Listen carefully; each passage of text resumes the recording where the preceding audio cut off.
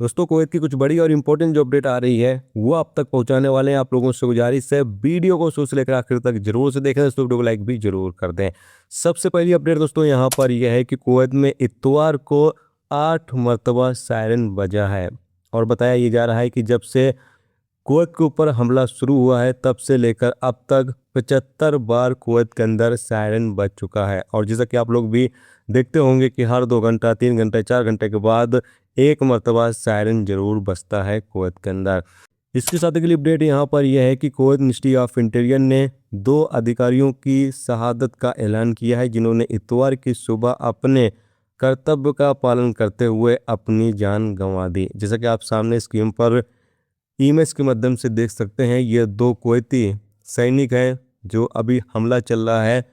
उसी हमले के नतीजे में उसी ऑपरेशन में इन 2 सैनिकों ने अपनी जान गंवा दी यानी शहीद हो गए हैं।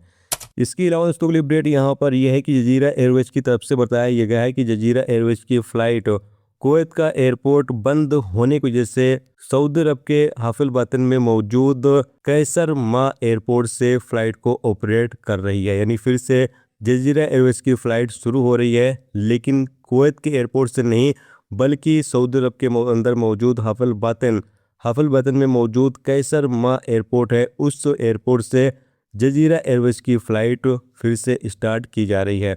और बताया जा रहा है कि कुवैत एयरपोर्ट से लगभग 2.5 घंटे की दूरी पर यह एयरपोर्ट मौजूद है और जो लोग आना जाना चाहते हैं वो सड़क से आ जा सकते हैं। चाहे कोई बंदा इस एयरपोर्ट पर उतरे तो वो कुवैत में भी जा सकता है, 2.5 घंटे का सफ़र करके कुवैत जा सकता है। और अगर कोई बंदा इस एयरपोर्ट से जाना चाहता है तो वो सऊदी अरबिया का वैलिड वीज़ा लेकर और इस एयरपोर्ट पे आ सकता है और यहाँ से अपने देश जा सकता है। तो जजीरा एयरवेज की जो फ़्लाइट है वो स्टार्ट कर दी गई है। कुवैत एयरपोर्ट से फ़िलहाल स्टार्ट नहीं की गई है, सऊदी अरबिया के हाफिल बातिन से स्टार्ट की गई है जो कि कुवैत एयरपोर्ट से तकरीबन 2.5 घंटे की दूरी पर है। तो जो लोग फंसे हुए हैं वो तमाम लोगों को निकालने के लिए ये जजीरा एयरवेज की फ़्लाइट शुरू की जा रही है।